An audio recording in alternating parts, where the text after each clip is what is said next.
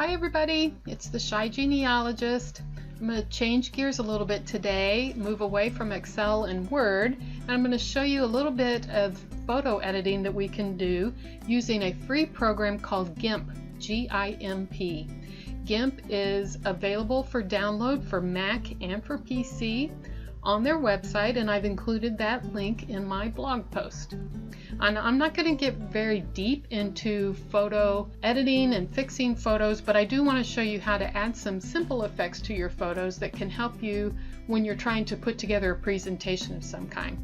So today I'm going to show you just how to put a real simple border onto a photo so that maybe when you put it onto a page or into a calendar, it'll help it stand out a little bit better. We're going to start with adding a photo to our program, and to do that we're going to come up to File and down to Open, or if you like keyboard shortcuts, Control-O will open. Find the photo in your system, double click it, and that will add it to your work area.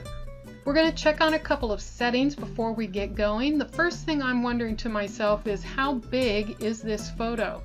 If I want to know that, I'm going to come to Image, and then I'm going to click Canvas Size. If I printed this out on a piece of paper, how big would it be? Right now it's going to give me some information in pixels, but that doesn't mean anything to me, so I'm going to convert that to inches, and I see that this image is almost 5 by 3.5. That's a decent sized photo, so I'm not going to reduce it or make it larger, so I'm just going to keep it the way it is. But it's some measurements that I want to keep in mind for myself as I decide how thick I want this border to be on this picture. The next thing I need to know is, was this picture a grayscale picture or was it scanned in color? If it was scanned in grayscale, meaning I looked at it and said, well, this is black and white, it doesn't have any color in it, so I'm just going to stick with grayscale, that's going to make a difference in what I can do to my image. And if I try to put a colorful border around this, even if I pick the brightest red, as I have over on the side now, everything is going to come out grayscale because that is the mode that this picture is in. So I want to make sure that if I'm going to do anything at all in color, whether it's text or a border or an effect, if I'm going to use color, I'm going to need this photo to be in color mode. So to find out what it is right now, I come to Image, and the second one in the list is Mode, and I can see there's a dot next to Grayscale. That's telling me that even though I've selected some red over here, it's not going to come out red, everything's going to come out grayscale. So I'm going to pick RGB, which stands for red, green, blue. I want this to be in color. Now traditionally I probably would just put a simple black border around this because it's a black and white photo, but to help us see what's going to happen a little bit better, I have selected a red color. For you to select your color, you will look at these two boxes over here. The one in the back would be the color of any background, and the box in the front will be the color of anything we add. If I decide that I don't want red, I can click within this menu here and say I want a blue color, and I'll click around until I find a color of blue that I like, or I can change my mind and pick something a little more purpley or yellowish, or all these different colors. But I want to pick something pretty bright so that you can see what's going to happen on the screen. I think I'll stick with this green. And here it shows us what color we've chosen and what color we used to have. Once you've found a color that you like pretty well, tell it OK. Now all I want to do today is show you how to add a border. And what I want to tell the program is I want to put a border around this entire image. So I'm going to tell it to select the whole thing. If I come up here to select, I can come to this first option where it says select all.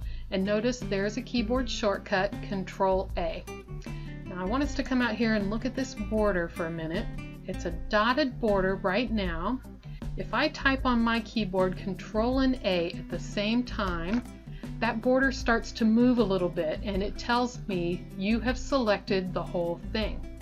If I were to press at the same time Control and Shift and A, that told it to select none of it right here, and that little border stops moving. So I want to keep that in mind. If something's not working the way I think it should work, I want to check and see if I've really selected it or not. So again, we're going to select all, my border's moving, and I'm going to tell it that I want to put a simple line around the entire photo using this green color that I selected. I need to have the color selected before I go to my next step. So I'm going to come up here to Edit, and down here a little ways says Stroke Selection. I'm going to tell it I want a solid color, and here I'm going to tell it how wide do I want that color to be. Now I need you to understand that the color is going to start at the dotted line and move in. So if I happen to tell this that I wanted a 1/2 inch wide border, it's going to start at the edge and come in 1/2 inch. That's quite a bit of that image that I'm taking up with color. Maybe I don't want to have it to be that thick. If I hit Control and Z, that will undo my last move. That's the same way it is in all the different programs that you use on your computer. Control and Z will undo. But I want you to notice that over here are 3 different tabs, and this last one is Undo History, and I can jump back several steps if I want to. I can come back to the first time that I selected all. Something to keep in mind if you're working on something and you wish you could go back without starting over again at the very beginning. So once again, I have selected all. I'm going to come to Edit, Stroke Selection, and here we can change these settings again. I could be in pixels if you're used to thinking of your lines being a certain number of pixels wide, or if you like inches to kind of help you think about how it's going to relate to the photo as far as how big it is there.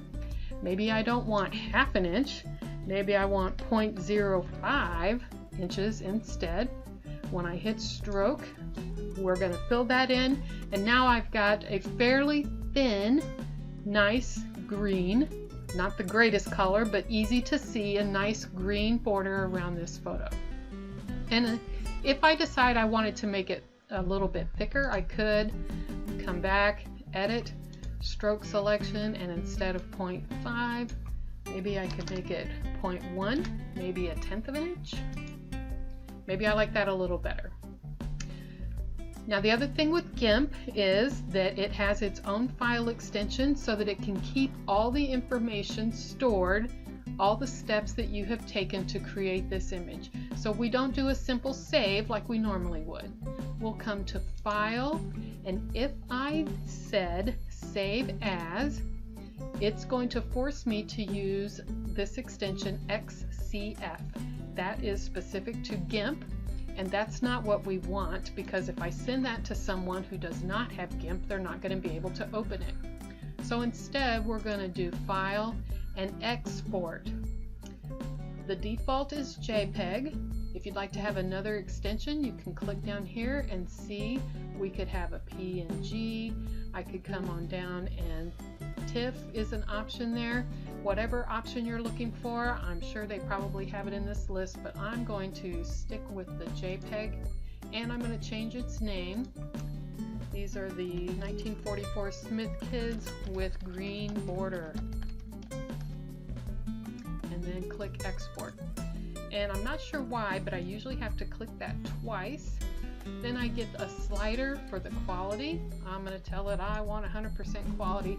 I may have to turn that down if this were a very, very large image, just to help keep the file size down. And I like to see the preview in the image window, so I usually click on that box, and then I tell it to export. So now I know I have this photo with the green border in my system. If I look in the folder here, I have my original photo, and I have the photo with the green border. So that's just a simple beginning look at Gimp. I hope you'll come back next time. We're going to talk about how to add some text to this photograph. Thanks for watching today. Can't wait to talk to you again.